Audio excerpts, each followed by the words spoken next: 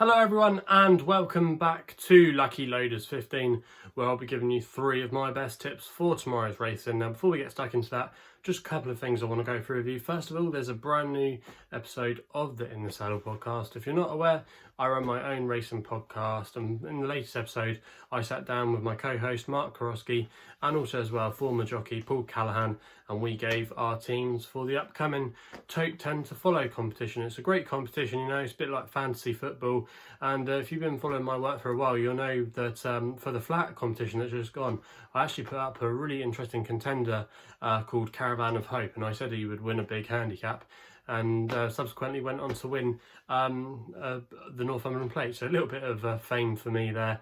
If you want to go and listen to that episode, just click in the description box below where we've got links to our SoundCloud, Spotify and iTunes account, all covered in there. Whatever podcast platform you'd like to listen to them on, just hit the link in the description box below and it'll take you straight through to there. So that's enough of that. Also as well, before I get into those 3 tips tomorrow, I quickly just want to reflect on how our selections have performed today. In the end, it wasn't a great day for us. A couple of our horses ran some peculiar races. The first one of them was the Casual Man, who was very weak in the betting. We actually put him up at 9-2 last night. I think he went off around about an 8-1 chance in the end. And he ran a strange race, you know. He was really slow away at the start. He never got into his prominent position that we normally associate with him. Things were just not right with him today at all. And then at one point, even though he was at the back of the field, he did make a move. He came around the outside, you know, and he went to pretty much towards the front rank of the race. And you're thinking, yes, come on, boy, you're getting to a good position now. This is a little bit more like it, because I've got to admit the distress signals were there from the beginning. However, you're thinking once he made that move, he was going to get into the race and we're hopefully going to get at least a run for our money. And then a crucial point, when he was just coming up to the hurdle, he didn't get the cleanest of jumps, and he went from pretty much the top 3 in the race to last. I know they were quite tightly bunched at the field in that race were for a long way, but yeah, that really cost him any chance of him getting involved in the race. And then from then on, the writing was on the wall, and yeah, he was tailed off and was very disappointing. So yeah, apologies about that one. And also as well, our other selection at Kempton was a bit peculiar. That was Peckinpah, who actually, again, was studying the market, but if he'd won, he would have been the result of a massive Rule 4. I think he was 35p Rule 4 in the end. Again, such a strange race. There was a few horses that went so keen, and then in the end, he did get restrained and he settled a little bit better. His jumping was a little bit weird as well. You know, it was a really strange race by Peckinpah. And in the end, he finished, I think it was in 3rd place. So yeah, peculiar run. But the Johnny Farrelly stable landed a gamble. So yeah, you always want to take note when the money's down with their horses. So yeah, that was a frustrating selection there. And then so was the Nap as well. But I can't really give too much stick or anything. You can't really criticise. It just wasn't good enough on the day. He had every chance, you know. He was actually well backed. We put him up at 5-1, and at one point he was short around about 7-4. So there was quite a bit of confidence behind him today. But I noticed Sandy Thompson had a few runners that were well fancied, and none of them really came away with any credit. My Milan, my Nap, he finished in, I think it was in 4th place in the end. But to be fair, there was not too much. There wasn't much of a wide margin between the first 5 in the race. I think it was only like 2 or 3 lengths in the end if you look at the race result. And but it was a really horrible slog home. They were going up the hill, you know, and you could tell he was probably never going to get there. The winner was there from the front from the beginning. That was Ard Rolf, I think, for the Coulthards. So yeah, just a really frustrating day today. One of those days where it's hard to really make excuses. You know, it's just the way it is. But fingers crossed, it was just a blip, and we can be back on the winners tomorrow. So let's get into the tips, and we're going to be starting tomorrow with our long shot of the day, which runs in the 107 at Hereford with a horse called Love the Leader. Currently ran about a 16-1 chance.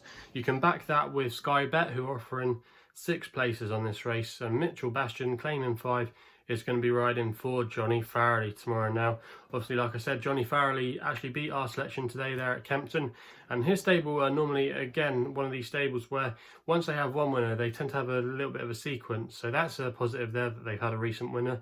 And this horse as well has landed a few gambles in his time. I remember I actually put him up last season at Wincanton when I was doing some work with a YouTube channel called The Punters Page.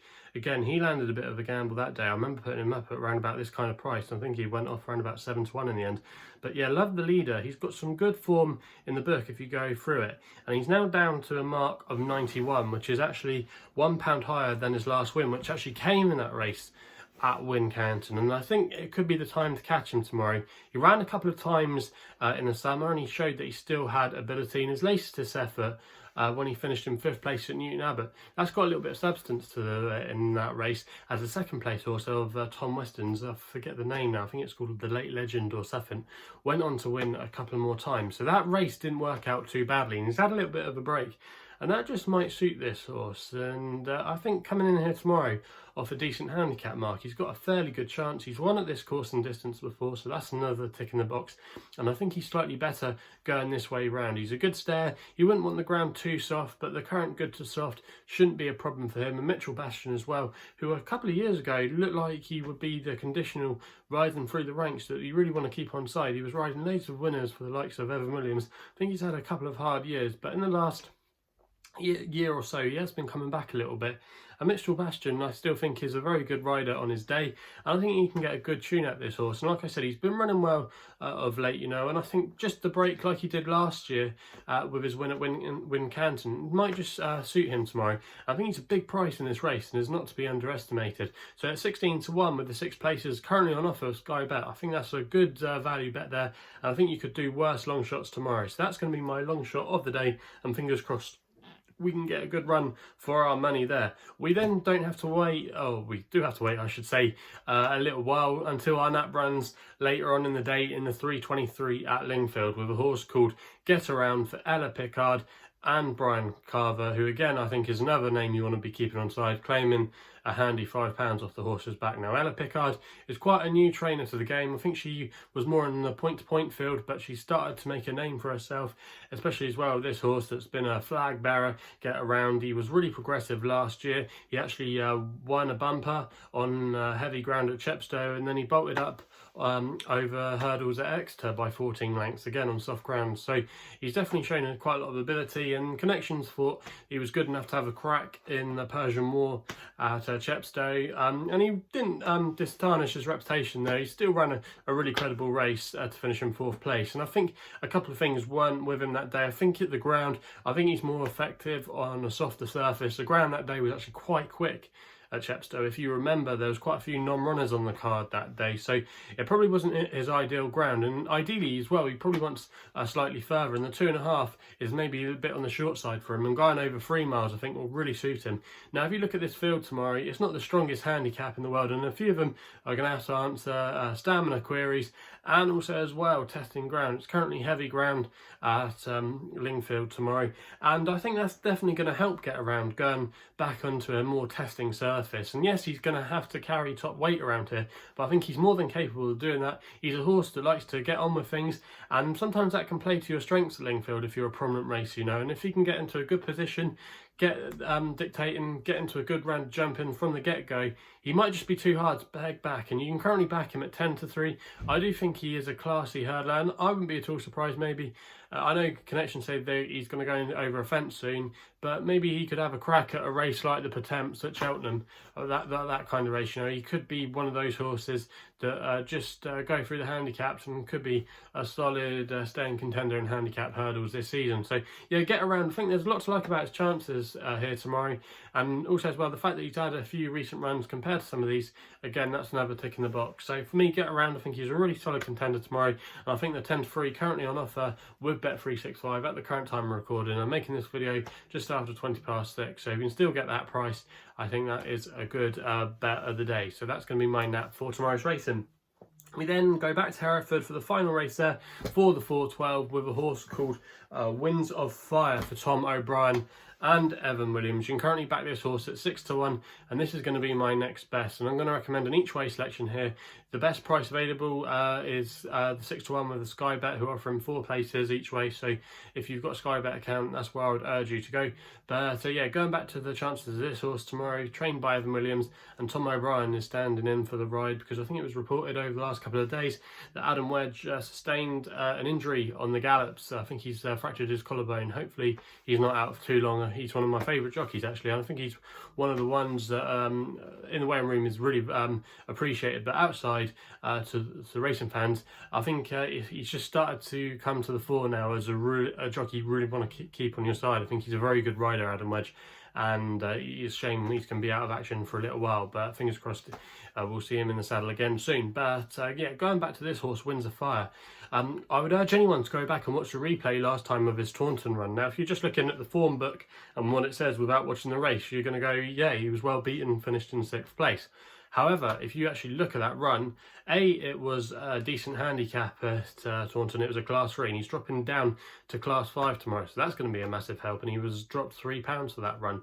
But if you watch it, it just seemed like a horse that just clearly needed the run that day, because before they turn into the home straight, he's actually in last place, and he looks really outpaced, and he just looks like he's lacking a little bit of sharpness. But once they turn in, he was starting to make up a little bit of ground, and he really did close the gap, and he ran on quite strongly in the last couple of hundred yards. So it was quite an eye-catching run, and a lot of Evan Williams horses, they don't always run well first time out. They normally need a run, and that was this horse's first run of the season, and to me it just stank of a horse that just was out there to get a run under its belt, and it will go on to bigger and better things in the future. He's still really lightly raced over hurdles. We've only seen him a few times, and if you actually go back to his flat form, he could be potentially well treated off a mark of 106. He actually was rated as high as 85 on the flat, so he's got some good flat form, and if he can transfer that to hurdles, I think he's definitely got a few pounds to play off his handicap mark with a run under his belt. And Evan Williams, this horse has not been running too badly. Obviously their stable star today, it's Breeder Large,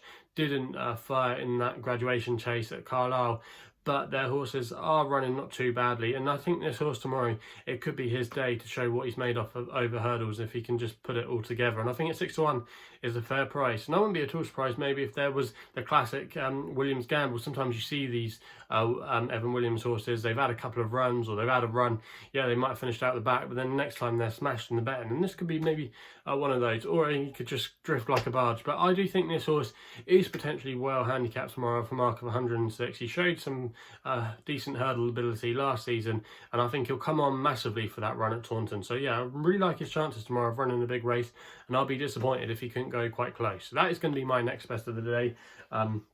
Winds of Fire at 6 to 1 each way, 4 places Skybet. So I'll quickly just run through the tips for you there. The long shot of the day tomorrow runs in the 107 at Hereford. Love the leader, 16 to 1 each way, 6 places Skybet for Johnny Farrelly. The nap of the day runs in the 323 at Lingfield with Getaround 10 to 3 win only bet. And then next best of the day runs in the 412 at Hereford with Winds of Fire, 6 to 1 each way, 4 places Skybet. So they're the 3 tips for tomorrow's racing. If you haven't done so already, please make sure you hit the subscribe button to more videos here on my YouTube channel. Also as well, if you're liking these videos as well, please remember to hit the thumbs up button. And also as well, if you want to follow me on Twitter, you can do, where my handle is at LuckyLoader15. And if you want to find out a bit more about myself, my website is www.chrisloaderracing.co.uk. So please game responsibly. Hopefully we can have some winners tomorrow, and we'll be seeing you soon.